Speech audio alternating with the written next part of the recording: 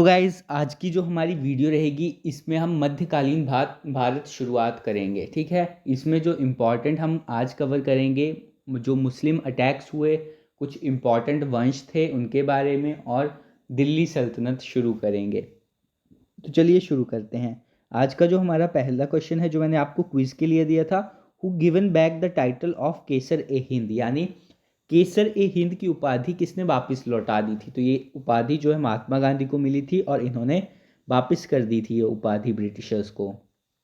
आज का जो हमारा पहला क्वेश्चन है, first Muslim invasion in India, यानी भारत में पहला मुस्लिम आक्रमण जो था वो किसने करा था। आपके ऑप्शन है मोहम्मद बिन कासिम, मोहम्मद तुगलक, मोहम्मद गौरी, मोहम्मद गजनई। तो भारत में जो पहला मुस्लिम आक्रमण था वो मोहम्मद बिन कासिम ने करा था। अब यहाँ पे बात करी जाए ये अटैक इन्होंने कब किया था, तो 712 ईस्वी में जो है इन्होंने ये अटैक किया था। और कहाँ पे किया था, जो सिंध वाला इलाका है जो पाकिस्तान में है वहाँ पे इन्होंने अटैक किया था। और उस समय वहाँ का राजा था वो था दाहिर, ये आपको पता होना चाहिए। अब पहला हमारे पास मुस्लिम अटैक हो गया। अब पूछा जाता है पहला जो तुर्की आक्रमण है वो किसने किया था। तो पहला जो तुर्की आक्रमण किया था वो महमूद गजनवी ने किया था। अब महमूद गजनवी ने जो है भारत पे टोटल 17 अटैक किए हैं, 1001 से लेके 1027 तक। अब इनके बारे में आपको सबसे इम्पॉर्टेंट जो अटैक है वो पता होना चाहिए। जो 1025 में किया था इन्होंने सोमनाथ मंदिर के ऊपर। सोमनाथ मंदिर कहाँ पे है, तो वो हमारा गुजरात में स्थित है, गुजरात में। और पूछा जाता है कि उस समय जो गुजरात का राजा था वो कौन था, तो वो था भीम प्रथम उसमें राजा था। अब यहाँ से अलग जो क्वेश्चन पूछा जाता है कि मोहम्मद गजनवी जो है उसके टाइम पे भारत में उसके साथ कौन कौन आया था। तो अलबरूनी, फिरदौसी और उतबी जो है मोहम्मद गजनवी के साथ भारत आए थे। नेक्स्ट क्वेश्चन है, who is the real founder of Muslim rule in India, यानी भारत में जो है मुस्लिम शासन जो है उसका रियल फाउंडर किसको कहा जाता है। आपके ऑप्शन है मोहम्मद कासिम, मोहम्मद गौरी, मोहम्मद गजनी, मोहम्मद तुगलक। तो रियल फाउंडर जो है वो कहा जाता है मोहम्मद गौरी को। अब इसको ही क्यों कहा जाता है, क्योंकि इससे पहले आपको पता है सबसे पहले मोहम्मद कासिम आया, उसके बाद मोहम्मद गजनबी आया। बट इनका मेन काम था ये भारत में लूट मचाते थे, यहाँ पे लूटते थे और फिर वापस चले जाते थे। बट जो मोहम्मद गजनवी गौरी है इसने ऐसा नहीं किया, ये भारत में आया, इसने अटैक किया और भारत में मुस्लिम शासन की नींव जो है इसने ही रखी थी। अब जो आपसे पूछा जाता है बहुत इम्पॉर्टेंट, तराइन के युद्ध जो हैं अलग अलग पूछा जाता है। तराइन का पहला युद्ध जो है किस किस के बीच में हुआ, तो वो था मोहम्मद गौरी और पृथ्वीराज चौहान के बीच में ये हुआ था। और कब हुआ था, 1191 में ये हुआ था। और इसमें जीता कौन था, तो पृथ्वीराज जो है वो जीत गए थे और गौरी वापस भाग गया था यहाँ से। फिर अगले साल इसने फिर से लड़ाई की जिसको सेकेंड बैटल ऑफ तराइन बोला जाता है। तराइन का द्वितीय युद्ध 1192 में, ये भी गौरी और पृथ्वीराज के बीच में ही हुआ था। बट इस युद्ध को जो है गौरी जीत गया था। यहाँ पे दो स्टोरीज हैं। कहा जाता है कि जो गौरी है उसने वहीं पे पृथ्वीराज को मार दिया था, और दूसरी स्टोरी है कि वो पृथ्वीराज को अपने साथ ले गया और वहाँ पे उसने उसको जो है अंधा कर दिया था। अब पृथ्वीराज के साथ उनका जो पोइट था चंद्रबरदई वो भी साथ में गया। ठीक है, और हुआ क्या कि जो चंद्रबरदई है उसने मोहम्मद गौरी से कहा कि जो पृथ्वीराज हैं वो अंधे हो गए हैं, तो क्या हुआ, वो शब्द भेदी बाण चलाते हैं, वो ऐसे भी आपको बिना देख कर भी मार सकते हैं। तो मोहम्मद गौरी जो है उसने चेक करने के लिए जो है कहा कि ठीक है मैं मान लेता हूँ। तो उस समय उन्होंने क्या किया, मोहम्मद गौरी ने पृथ्वीराज को छोड़ दिया। और वो पता था कि पृथ्वीराज जो है वो आवाज़ सुन के जो है बाण चला देते हैं। और शब्द भेदी बाण यानी आप अगर उनको डिस्क्राइब करोगे कि वो कहाँ पे है तो वो वैसे बाण चला देते थे। तो चंद्रबरदई ने कहा था, 4 बांस 24 गज अंगुल अष्ट प्रमाण, ता ऊपर है सुल्तान मत चूके चौहान। तो उन्होंने बताया कि वो जो है 4 बांस 24 गज ऊपर है, तो आप सीधा तीर चलाइए और चूकना मत। ये जो सारी स्टोरी है वो चंद्रबरदई की बुक पृथ्वीराज रासो में मेंशन है। अब यहाँ पे नेक्स्ट है, एक इम्पॉर्टेंट और लड़ाई हुई थी मोहम्मद गौरी की 1194 में। ये किस किसके बीच में हुई थी? ये जो है मोहम्मद गौरी और जयचंद के बीच में हुई थी। नेक्स्ट है पृथ्वीराज रासो बुक जो है वो किसने लिखी है? तो अभी हमने पढ़ लिया, ये बुक जो है चंद्रबरदई ने लिखी है। नेक्स्ट क्वेश्चन है who destroyed Nalanda and Vikramshila university, यानी जो विक्रमशिला और नालंदा यूनिवर्सिटी है उसको किसने तोड़ा था? आपके ऑप्शन है अलाउद्दीन खिलजी, बख्तियार खिलजी, जलालुद्दीन खिलजी, कुतुबुद्दीन ऐबक। तो बख्तियार खिलजी जो है इसने जो है नालंदा और विक्रमशिला यूनिवर्सिटी जो है इसको ध्वस्त किया था। अब हम जो है कुछ इम्पॉर्टेंट जो वंश हैं उनके बारे में करेंगे। तो चालुक्य वंश के बारे में हम सबसे पहले पढ़ेंगे। चालुक्य वंश जो है वो इसकी अलग अलग शाखाएं थी। ये गुजरात में भी था अलग अलग टाइम पे, और कर्नाटक वाले रीजन में भी था। जो गुजरात वाला है उसको जो है सोलंकी वंश बोला जाता है, चालुक्य में सोलंकी वंश। और जो नीचे वाला है वहाँ पे हमारे पास था इम्पॉर्टेंट जो था वो था बतापी वंश। इसके अलावा एक और था कल्याणी भी था, वो भी साउथ में ही था, बतापी या बदामी भी बोला जाता है। अब हम बात करें जो गुजरात वाला एरिया है वहाँ पे जो सोलंकी वंश था उसका जो इम्पोर्टेंट राजा है भीम प्रथम, जिसके टाइम पे मोहम्मद गजनवी ने सोमनाथ मंदिर लूटा था, ये वही है। अब भीम प्रथम के टाइम में इम्पोर्टेंट क्या हुआ था, उसके सामंत ने जो है एक इम्पॉर्टेंट मंदिर बनवाया था दिलवाड़ा, दिलवाड़ा जैन मंदिर। ठीक है, दिलवाड़ा जगह है जहाँ पे इन्होंने ये जैन मंदिर बनवाया था। नेक्स्ट है चालुक्य वंश जो बतापी वंश है, जिसको हम बदामी वंश भी कहते हैं। अब इसका जो फाउंडर है वो कौन था वो आपको पता होना चाहिए। तो पुलकेशिन फर्स्ट जो है इसका जो है फाउंडर था और इसकी कैपिटल थी बदामी। अब यहाँ पे इम्पॉर्टेंट आता है कि हर्षवर्धन को जो है कौन से राजा ने हराया था। तो ये था पुलकेशिन द्वितीय ने हर्षवर्धन को हराया था। ठीक है, ये आपको पता होना चाहिए। और हेनसांग जो है वो भी पुलकेशिन द्वितीय के टाइम में भारत आए हुए थे। और एहोल इंस्क्रिप्शन जो बहुत इम्पॉर्टेंट है वो किसने लिखी थी? वो रवि कीर्ति ने लिखी थी। नेक्स्ट क्वेश्चन है who made the Ellora Kailash temple, यानी एलोरा का जो प्रसिद्ध कैलाश मंदिर है वो किसने बनवाया था? आपके ऑप्शन है राष्ट्रकूटों ने बनवाया था, गुर्जर प्रतिहारों ने बनाया था, चोलाज ने बनाया था, पालाज ने बनाया था।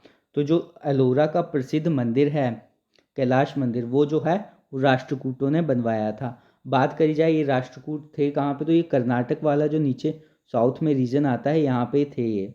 अब राष्ट्रकूटों में किसने बनवाया था? तो राष्ट्रकूटों में राजा था कृष्ण प्रथम, कृष्ण प्रथम। उन्होंने जो है ये एलोरा का कैलाश मंदिर बनवाया था।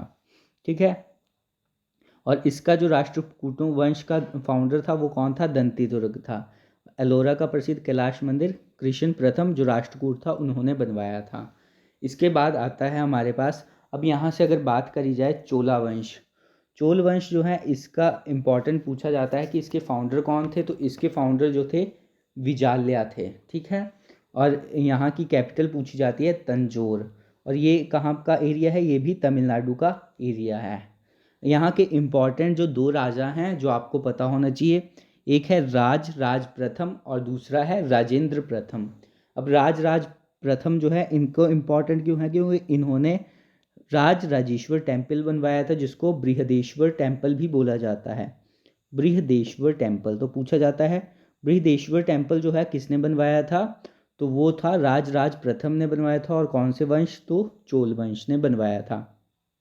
अब जो हमारे राजेंद्र प्रथम है इन्होंने क्या किया था? इन्होंने श्रीलंका जीती थी और वहाँ पे अपनी राजधानी बनाई थी। ठीक है, इसके अलावा बात करी जाए इनके जो चोल वंश के जो इम्पोर्टेंट सिक्के थे सोने के वो कौन से थे? तो वो थे काशू और कलांजू। ये आपको पता होना चाहिए, काशू और कलंजू।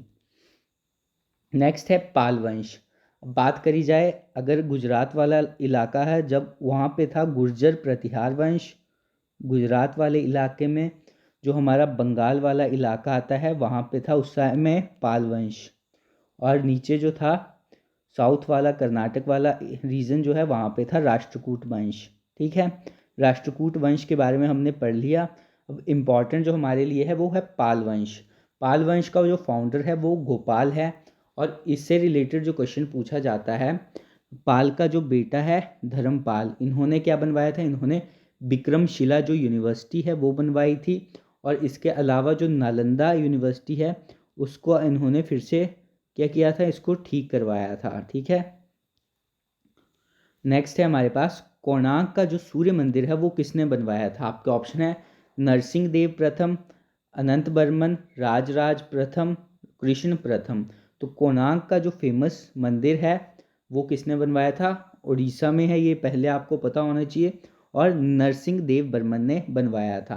अब बात करी जाए नरसिंह देव बर्मन, तो ये कौन से, आपसे पूछा जा सकता है कोणार्क का प्रसिद्ध मंदिर कौन से वंश ने बनवाया था। तो ये जो नरसिंह देव थे ये जो हैं कौन से वंश से रिलेटेड थे, ये गंग वंश से रिलेटेड थे। और कहाँ का वंश था ये, उड़ीसा वाला जो रीजन है वहाँ का। अब यहाँ से बात करी जाए, यहाँ के एक और इम्पॉर्टेंट राजा हैं अनंत बर्मन।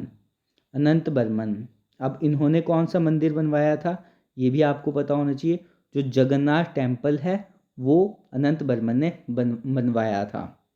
नेक्स्ट क्वेश्चन है, जो विजय स्तंभ है चित्तौड़ में वो किसके टाइम पे बना था।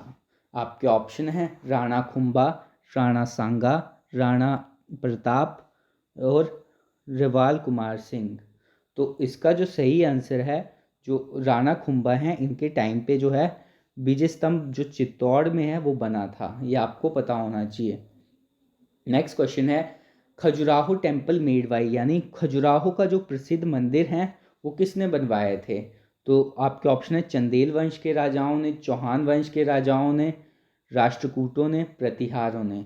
तो जो खजुराहो का इम्पॉर्टेंट टेम्पल हैं वो हमारे चंदेल वंश के राजाओं ने बनवाए थे। अब चंदेल वंश के जो राजा हैं उनमें इम्पॉर्टेंट जो हैं, एक यशोवर्मन हो गए जिन्होंने विष्णु मंदिर बनवाया है, जो खजुराहो में विष्णु मंदिर है जिसको चतुर्भुज मंदिर भी कहा जाता है, चतुर्भुज मंदिर। इसके अलावा जो लिंगराज मंदिर है वो किसने बनवाया था, वो जजाति केसरी ने बनवाया था, ये आपको पता होना चाहिए। अब जो है हम दिल्ली सल्तनत के बारे में करेंगे। दिल्ली सल्तनत का टाइम पीरियड आपको पता होगा 1206 से 1526 तक है। ये काफ़ी ज़्यादा इम्पॉर्टेंट है, यहाँ पे अलग अलग टाइम पे अलग अलग वंश हुए। सबसे पहले गुलाम वंश, उसके बाद खिलजी वंश, फिर तुगलक, सैयद और लोहद्दी वंश। अब आप इनको याद कैसे रख सकते हैं, जो मैंने ट्रिक बनाई है, गुल खिलाए तुमने सारे लाहौर में, गुल खिलाए तुमने सारे लाहौर में, सारे लाहौर में। अब यहाँ पे गुल से हो गया गुलाम वंश, खिलाए से खिलजी, तुम से तुगलक, स से सैयद और लाहौर लोधी वंश। अब जो आज जो हम स्टार्ट करेंगे, जो इस वीडियो में हम डिस्कस करेंगे वो है हमारा दास वंश। अब दास वंश जो है वो कहाँ से कहाँ तक चला था ये आपको पता होना चाहिए। तो जो हमारा दास वंश था, जो हमारा दास वंश था वो कब से कब तक चला था, तो 1206 से लेकर 1290 तक ये चला था। अब यहाँ पे बात करी जाए, यहाँ पे बात करी जाए दास वंश को और क्या क्या कहा जाता है। तो दास वंश जो है हमारा, दास वंश जो है इसको गुलाम वंश भी कहा जाता है। इसके अलावा इसको और क्या कहा जाता है, मामलूक वंश भी कहा जाता है। गुलाम वंश, दास वंश और मामलूक वंश ये सभी एक ही हैं। अब यहाँ से अगर बात करी जाए, who was the founder of slave dynasty, यानी जो दास वंश है उसका संस्थापक कौन था। आपके ऑप्शन है बलबन, इल्तुतमिश, रजिया सुल्तान, कुतुबुद्दीन ऐबक। तो जो स्लेव डायनेस्टी है यानी दास वंश है उसका जो शासक था वो हमारा था कुतुबुद्दीन ऐबक। अब ये जो कुतुबुद्दीन ऐबक था ये एक्चुअली में जो मोहम्मद गौरी है उनका एक दास था, ठीक है।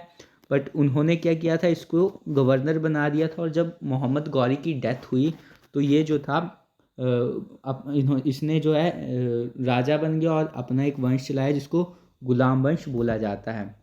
बात करी जाए गुलाम वंश के बारे में, तो गुलाम वंश का जो संस्थापक है वो कौन हो गया, हमारा कुतुबुद्दीन ऐबक हो गया। और इसको जो है लाख बख्श भी कहा जाता है। जो हमारा कुतुबुद्दीन ऐबक है इसको लाख बख्श भी कहा जाता है। इम्पॉर्टेंट जो कुतुबुद्दीन ऐबक ने जो इमारतें बनाई थी वो आपको पता होनी चाहिए। सबसे पहले कुतुब मीनार का जो काम था स्टार्ट करने का वो किसने किया था, वो कुतुबुद्दीन ऐबक ने किया था। और ये जो कुतुबुद्दीन ऐबक है, इसने जो ये कुतुब मीनार बनवाने का काम स्टार्ट किया था वो किसकी याद में बनाई थी? तो एक सूफ़ी संत थे कुतुबुद्दीन बख्तियार काकी, इनकी याद में इन्होंने कुतुब मीनार बनाना स्टार्ट किया था। और कुतुब मीनार का काम जो है कंप्लीट किसने किया था? तो वो किया था इल्तुतमिश ने, इल्तुतमिश। इसके अलावा इन्होंने 2.5 दिन का झोंपड़ा भी बनवाया था और कुतुब उल इस्लाम की स्थापना भी इन्होंने ही करी थी। और जो ये हमारे कुतुबुद्दीन ऐबक हैं, इनकी मृत्यु कैसे हुई थी? तो ये पोलो खेल रहे थे जिसको चौगान बोलते हैं लाहौर में, उससे घोड़े पर खेलते खेलते ये गिर गए थे और इनकी डेथ हो गई थी। नेक्स्ट क्वेश्चन है who is known as Lakh Bakhsh. अभी हमने पढ़ लिया लाख बख्श किसको कहा जाता है, तो वो कुतुबुद्दीन ऐबक को कहा जाता है।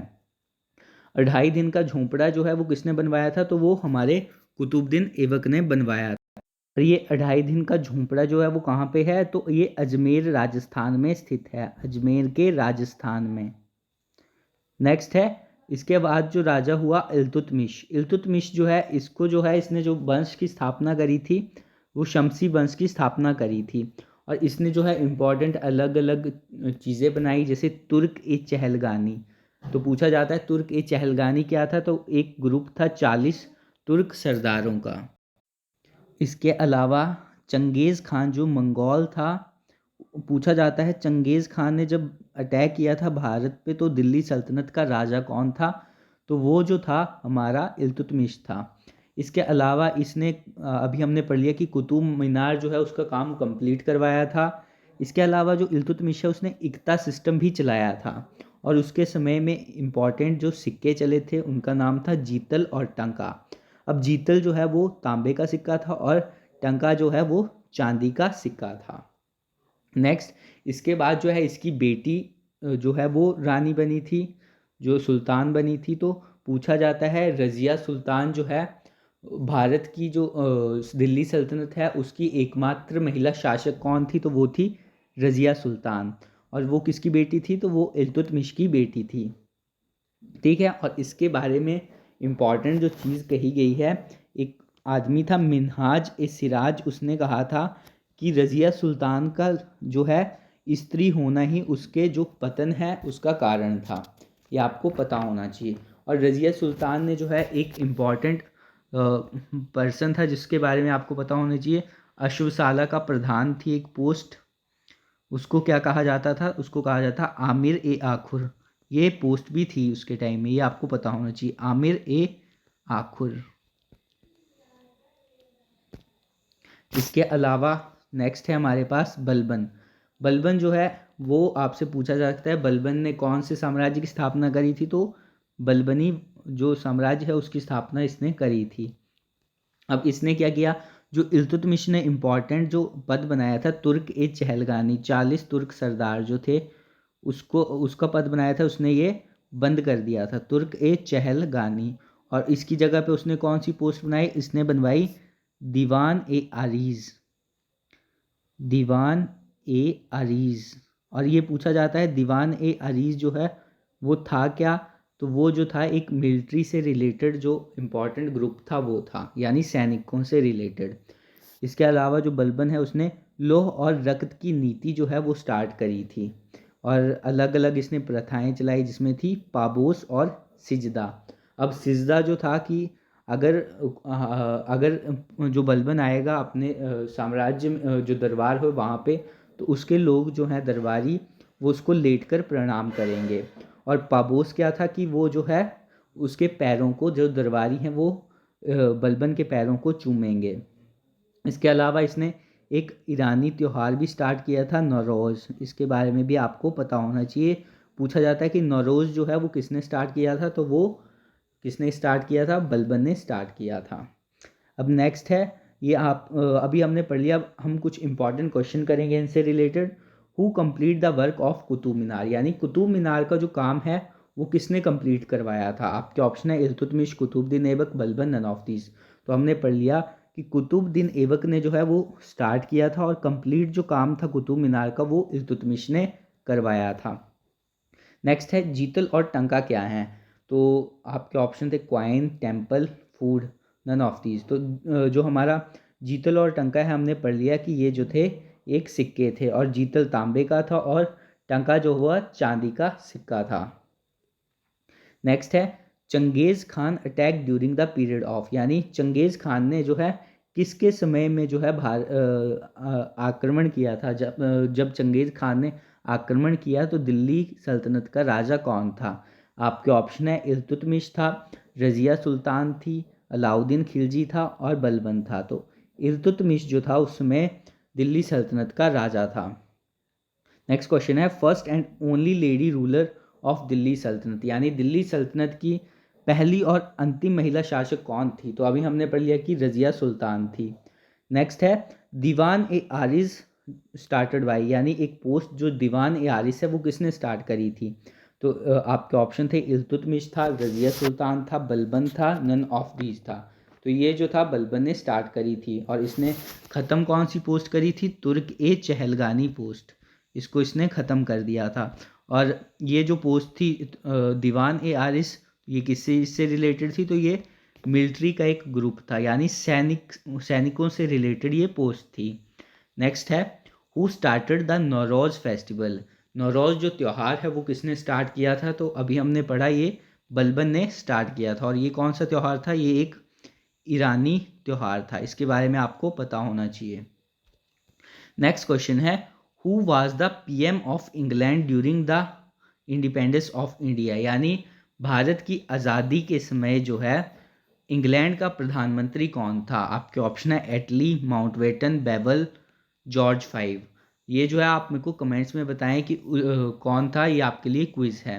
और वीडियो अच्छी लगे तो प्लीज़ लाइक और शेयर करना। Thank you.